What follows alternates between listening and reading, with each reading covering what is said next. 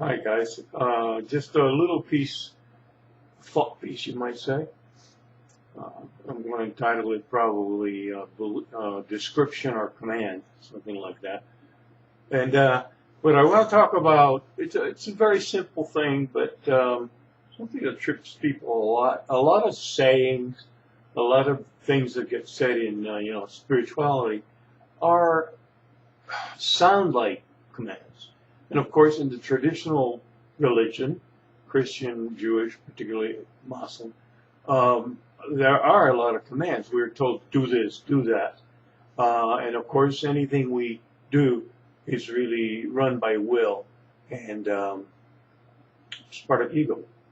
So, in a way, um, even spiritual commands, so to speak, performance orders, marching orders, can interfere with the state of just being, or not the state of being, but the recognition of that, the core of our being, which is the state of being, I guess you'd say, or pure awareness, without a bias one way or the other, accommodating all things. In any case, for example, I thought of a couple of things. In fact, I have a little saying I posted on my wall, and it goes, it's a variation of the Bible, Christian Bible. It says, be still and know. Because the original saying is, be still and know that I am God. But you can take it out of a theistic context. And be still and know, knowing, rather. Again, it could be taken as a command, be still. And people would make attempts to stop their thoughts, sit there and do nothing, shut up and don't talk.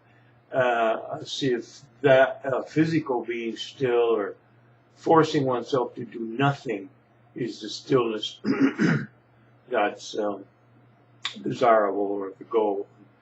And in fact, I take it to be discover your core stillness, see stillness, and know God.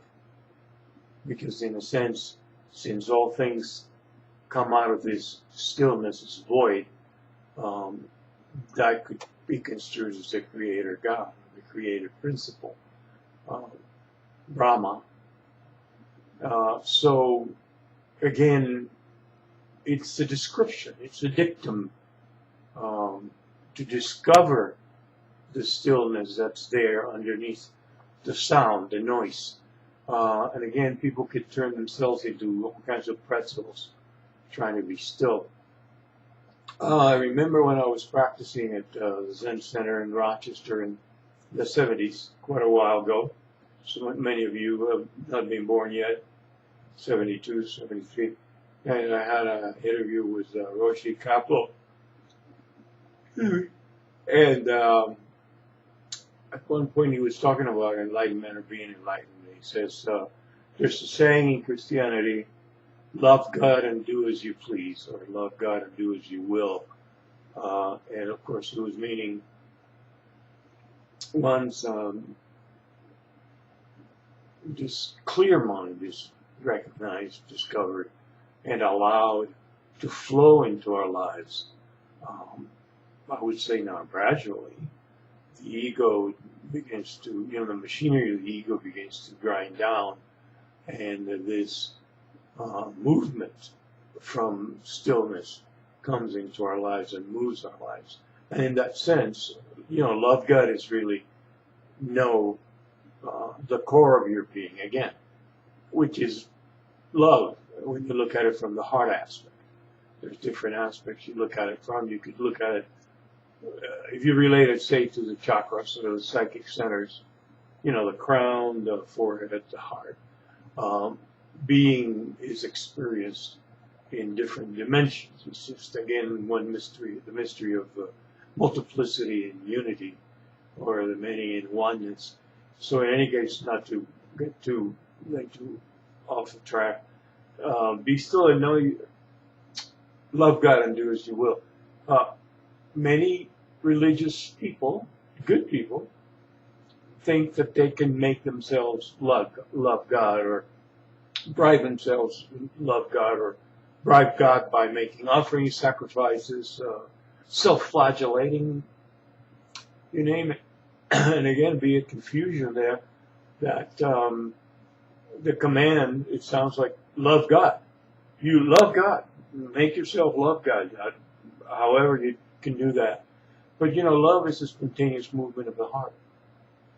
You cannot make yourself love anything. You cannot voluntarily love or not love.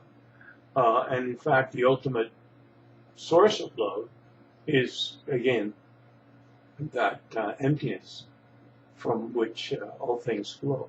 And again, when the individual allows this emptiness to permeate our phenomenal world, our everyday life, this flow in the heart is a love, unconditional love of all being.